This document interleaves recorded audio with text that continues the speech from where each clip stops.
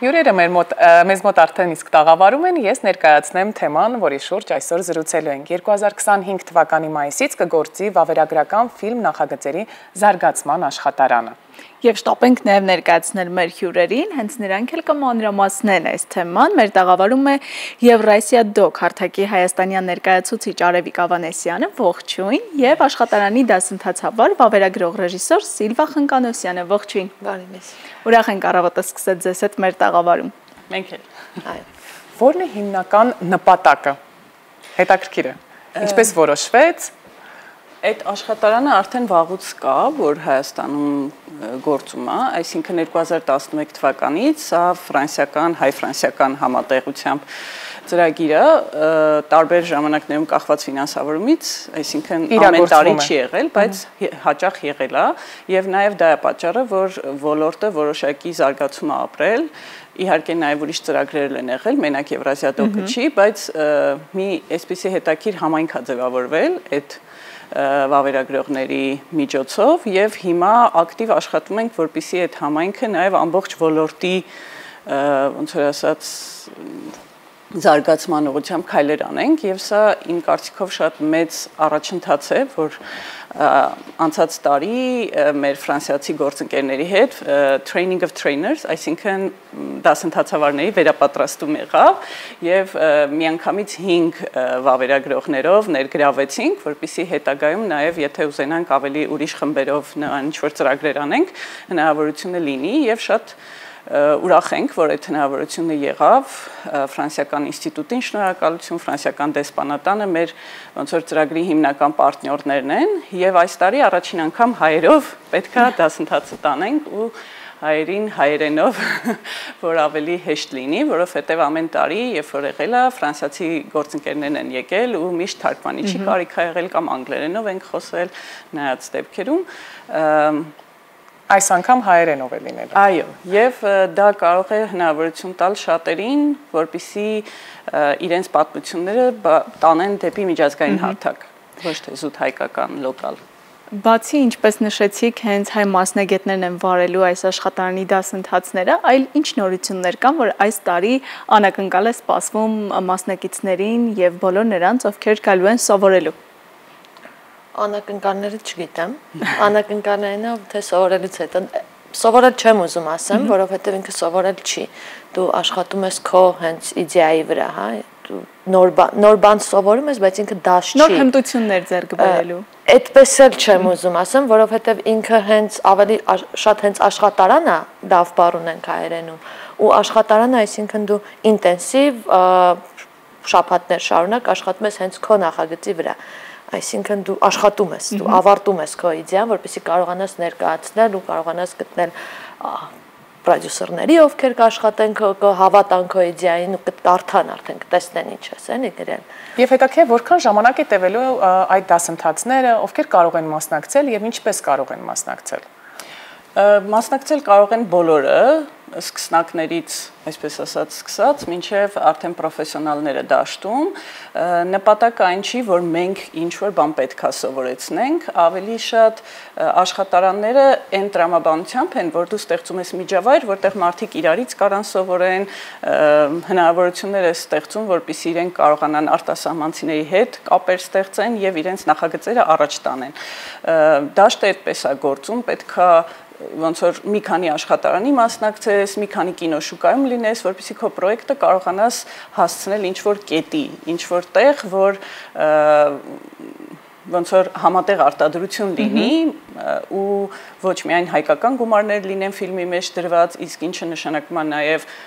հայկական շուկա, նաև դրսի ինչ-որ գումարներ լինեն եւ հետեւաբար նաև դրսի շուկա։ Վերջի շրջանում բավականին հաջող վավերագրական ֆիլմեր ունենք, որոնք մոտավորապես այդ սխեմայով են աշխատել, այսինքն Հայաստանից են որոշ գումար ստացել, դրսից են գումարներ ստացել ու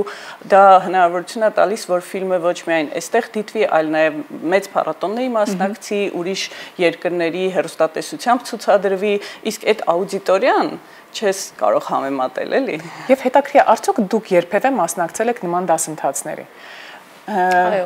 Ես մասնակցել եմ մոտավորապես 3 անգամ։ Եվ ինչ է այն ձեզ տվել։ ինքը դասընթացը այսպես է, մի անգամ մասնակցում ես, ընթացիկ։ Երկու ֆիլմը արդեն պատրաստ է։ Առաջին ֆիլմը կարևոր է, որպեսզի դուք ձեր փորձով կիսվեք։ Առաջին ֆիլմը հենց ես 20-21 տարեկան է, որ չէի սպասում, որ նման բան կարող է լինել, բայց հենց աշխատարանին մասնակցեցի, ֆիլմը ունեցավ միջազգային համարտադրություն, ֆիլմը գնաց միջազգային փառատոնների, որը ես էլի անսպասելի էր իմ համար ոնց եղավ, բայց հետո ոնց որ ասում եմ ճանապարհը արդեն բացվում է, արդեն կարողանում ես, հասկանում ես ոնց աշխատում ես, որովհետև ինքը մի հատ մեխանիզմ է, պետք է նախ հասկանալ ինչպես է ընթանում, ոնց գտնել միջազգային պրոդյուսերների, ոնց աշխատել իրենց հետ, հա, այդ ինչ որ անհասանելի մի հատ բան է թվում Հայաստանում, բայց այդպես չի, որովհետև ինքը շատ հեշտ ուղի է, ուղղակի պետք է ունենաս իդեա, իսկ յուրաքանչյուր իդեան գտնում է իր հավանողին, պետք է գտնել այդ հավանողին ուղղակի։ Եվ որքանով են մեր վավերագրական ֆիլմերի ռեժիսորների գաղափարները, երբ անընդհատ նշում են գաղափարները, հետաքրքիր միջազգային շուկայում ու ինչպիսի թեմաների են մեծ մասամբ անդրադառնում մեր ռեժիսորները։ Այ հենց դա էլ փոխել է երևի Եվրազիա դոկը Հայաստանում, երբ որ սկզբից եկավ, մենք վավերագրությունը մեր մասին հիմնականում անցյալի մասին էինք նկարում, փաստա վավերագրություն ցեղասպանության մասին, պատերազմի մասին ու վերջ։ Իսկ Եվրազիա դոկը մեզ բերեց մի հատ տեղ, որ աշխարհին հետաքրքիր է թե ինչ է կատարվում հիմա Հայաստանում։ Սովորական մարդկային պատմություններ, կրեատիվ դոկումենտաֆիլմեր, հա, որ փաստավավերագրություն չի, այլ դու ստեղծագործում ես, դու հերոս ես ունենում ու հերոսի հետ աշխատում ես։ Հենց այս պահին ինչ թեմա, ովքեր են մեր հետ ապրում, դա է հետաքրքրում։ Արդյոք մասնակցությունը վճարովի է լինելու։ Շատ փոքր գումար ենք նախատեսել, ամբողջ նախ հարցրեցիք մի քիչ առաջ, այդ մասին մոռացանք պատասխանենք, դասընթացը լինելու է մայիսի սկզբի շաբաթ-կիրակիներից, այդպես շաբաթ-կիրակիներով մինչև հուլիսի կես եւ նենց չի որ բոլոր շաբաթ-կիրակիները լինելու են, ընդհանուր 12 ինտենսիվ օր լինելու Եվ վերջում անպայման լինելու է նախագծերի ներկայացում pitching ասվածը, որի ժամանակ մենք ուզում ենք անպայման ինչ-որ մեկը մրցանակ ստանա, որ համ խրախուսական լինի, համ նախագիծը առաջ տանի, եւ այդ գումարները, որ նախատեսում ենք մասնակիցները վճարեն, հիմնականում հենց այդ մրցանակի ֆոնդի համար է, էլի, ծառայելու։ Եվ ինչպես կարող են բոլոր նրանք, ովքեր հետաքրքրված են այս աշխատարանով, դիմել մասնակցելու համար։ Սոցցանցերում կարող են մեզ գտնել platform doc հարթակը, որը զբաղվում է վավերագրական ֆիլմերի մի շարք ծրագրերով, եւ այնտեղ կա ինֆորմացիա, կարող են հայտ գրել, ներկայացնել եւ դիմել, չգիտեմ, հերոսի համար ասենք։ Հայտերը շատ են արդեն իսկ։ Արդեն մի քանի հայտ ստացել ենք, բավականին հետաքրքիր են, ցավոք սրտի կարճամետրաժ ֆիլմերը չենք ներառել, որովհետև գիտենք, որ նաև մեր պարտներներին կարճամետրաժ ֆորմատը այդքան չի հետաքրքրում, իրենք ուզում են լիամետրաժ ֆիլմեր, բայց որ հայ հեղինակը ստեղծի հայկական լոկալ պատմություն։ Այսինքն դա օրինակի համար, երբ որ այս ամենը սկսվում էր, ֆրանսիացիները մեզ սովորեցնում էին, որ կան շատ ոնց որ մոտեցումներ, երբ որ արտասահմանցին գալիս է քո երկիր ու քո երկրի մասին ինչ որ ֆիլմ է անում։ Դա էլ է տարբերակ պատմությանը անդրադառնալու, բայց իրենց նպատակն էր, որ իրենք հենց ներքին ոնց որ ոլորտը զարգացնեին, որպեսզի մենք կարողանանք մեր պատմությունները պատմել, բայց ոչ այնպես, որ մենակ մենք հասկանանք, այլ նաև լայն հասարակությանը հասանելի լինի ու այդպիսի մի շարք պատմություններ ունենք հիմա, որոնք բավականին հաջողված ֆիլմեր են։ Թամարա Ստեփանյանը, որը մնջալած այս տարվա իր վավերագրական ֆիլմով Բերլինի փառատոնի մրցույթում էր, ինչը աննախադեպ հաջողություն է, եւ հուսամ արդեն շարունակական վերջի շրջանում իհարկե հայկական վավերագրական ֆիլմերը ամենամեծ հաջողությունների են հասել հայ կինոյի ոնց որ ասած պատմության կամ հնարավորությունների մեջ նույն Թամարա Ստեփանյանի Կանանց գյուղը ֆիլմը, որը պատմում է Գեղարքունիքի մարզում Լիճք գյուղում ապրող կանանց իրական կանանց մասին, ովքեր ամբողջ տարին մենակով բոլոր աշխատանքները անում են, որովհետև տղամարդիկ բոլորը արտագում չեն, այո, եւ գալիս են նոր տարում կամ տարվա մեջ մի ինչ-որ Մենք այս թեմայի մասին կարծեմ անդրադարձել ենք եւ մեր տաղավարում հյուրընկալել ենք։ Հա, Նայիրի Հախվերդին ունի շատ լավ ֆիլմ, որ կոչվում է Ավլելով Երևանը, որը մի կնոջ մասին է, որ մի քանի տեղ աշխատում է, որպեսզի կարողանա իր ընտանիքին ապահովել, 4 երեխա ունի, ամուսինը հաշմանդամություն ունեցող տղամարդ է, բայց նաև աշխատում է, այսինքն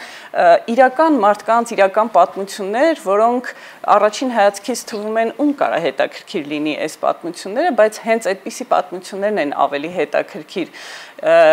Իհարկե Շողակաթ Վարդանյանի 1489 ֆիլմն էլ, որը ցնցող